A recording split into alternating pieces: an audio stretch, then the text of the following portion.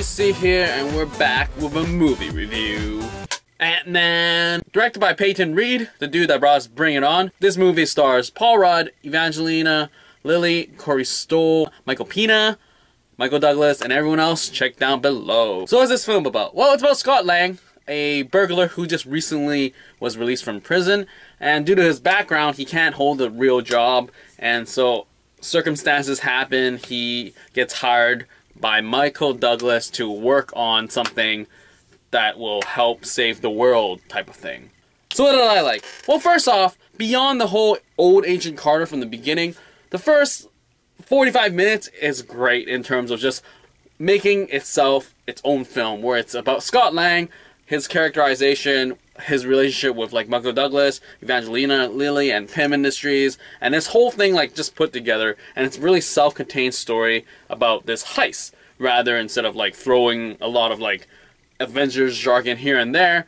It sets itself up really well. Now, in terms of a connecting tissue to the MCU, it does it well here again, in terms of they have this whole Avengers facility, and they have an encounter with Falcon, and it's just really organically done in a way where it feels like an issue of a comic, and I really enjoy that. And to have this like cameo show up really speaks on its own that in future films this is a must. Like, cameos have to happen by other heroes for it to be a more organic world, because seriously, Iron Man 2 and 3, Captain America not showing up is weird. But having a throwaway line to address where they went and all that is really crucial. And it really makes sense in the story where, say, like, Avengers are too busy fighting Thanos to care about me or something like that. And it appease, like, any story-focused audience. Because, seriously, you just need one line to address where they went, and that's all you need. You have 2 hours to do that. Figure it out, writers. And they did that well here in terms of it's a great action sequence with Falcon, great stuff. Now, in terms of characters themselves, I really feel that Paul Rudd plays himself, in the sense where that's what he does in most of his films, where he's sort of redeeming himself, or people look down on him, or he's not as good as he thinks he is. So there's that trope that he's done all the time, and it works here, and it fits well. Michael Douglas is the mature Ant-Man, plays well as a mentor, and in terms of just the supporting cast, the 3 members of Scott Lang's crew is hilarious. Michael Peña plays a great like comedy relief, and it's like consistent hits, and the lines are just great. The 2 other dudes, they sort of foil each other really well, and it's a great supporting cast.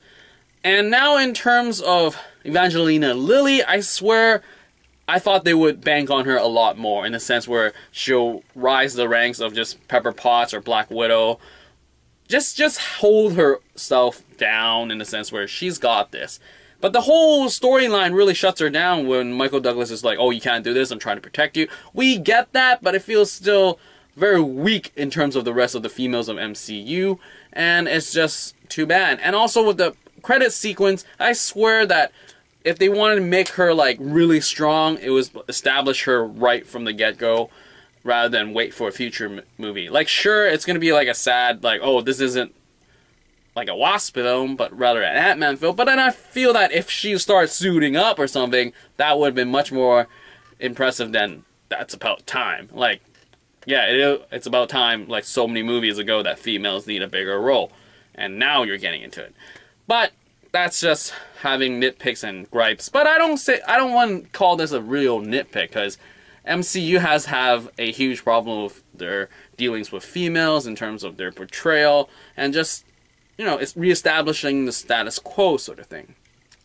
Now with Karen Stoll playing Yellow Jacket, I swear he's such a reminder of why Marvel villains just aren't exciting anymore. I mean, if Ant-Man came out when the whole everything came out, let's say, I think the earliest I would have accepted Ant-Man would have been after Avengers. I think that would have been a prime time for him to show up, in a sense where it's still getting to know a character, and we sort of like accept the whole like power set similarities. Like Iron Man fought Iron Man, and that's not exciting, but we sort of accepted that. And then Iron Man 2 did that, so it's like, okay, Iron Man 3 was sort of a brute strength versus tech, so that was kind of a difference, but the whole movie was just like, could have been so much better, but let's not talk about that.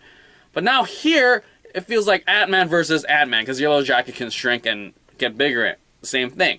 And I feel that if they had a different power set, it would have been better. Like George R. R. Martin wrote an article about how the villains are always a similar typecast in terms of just the same thing as the hero. So it's like very easy to fight against. And I totally agree with him. When you think about the really great like Marvel films or just superhero films, you would think of Spider-Man 2. Doc Ock versus Spider-Man is amazing. Totally different power sets, and it's just like figuring out how to fight is awesome. But now when you have just two guys fisticuffing and Yellow Jacket with lasers, that was totally useless because, I don't know, like, when did Scott Lang learn those acrobatic moves anyways? Like, oh wait, no, he's a burglar, so he gets that. So I get that, but there's also other thing, is that the villains are always established really well in the beginning, in the context of the world that they're in the context of how they're connected to the hero and all that, but they don't change.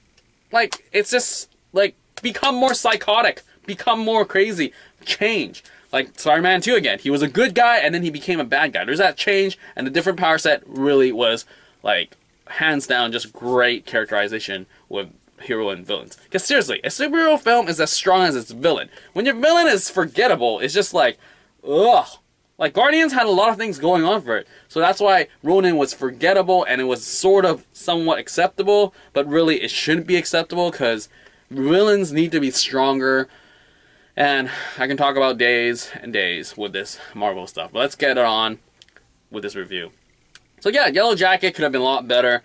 In the sense where he could have been more crazy. There was one scene where I literally thought that they would go off the charts with his mentality because of his like suit. Like everything was set up for him to go crazy because he's using the suit, he's not used to it, and then he's gonna kill somebody. He's kidnapping somebody, and it just feels like a very lazy write-off to set up the scene. Like the action sequence was great and everything, but the whole setup towards it was just disappointing.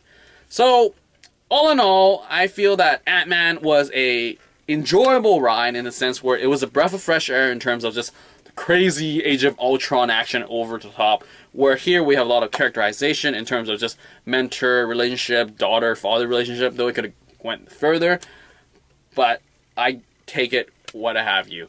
It is better that we got this sort of development than no development, really. And beyond that, I feel that it was better than I thought it was going to be, as in with the whole Edgar Wright walking out sort of thing.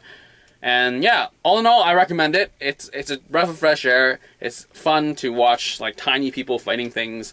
And yeah, that's pretty much it. If you do have doubts about it, I'd still say go watch it. You'll have a good time.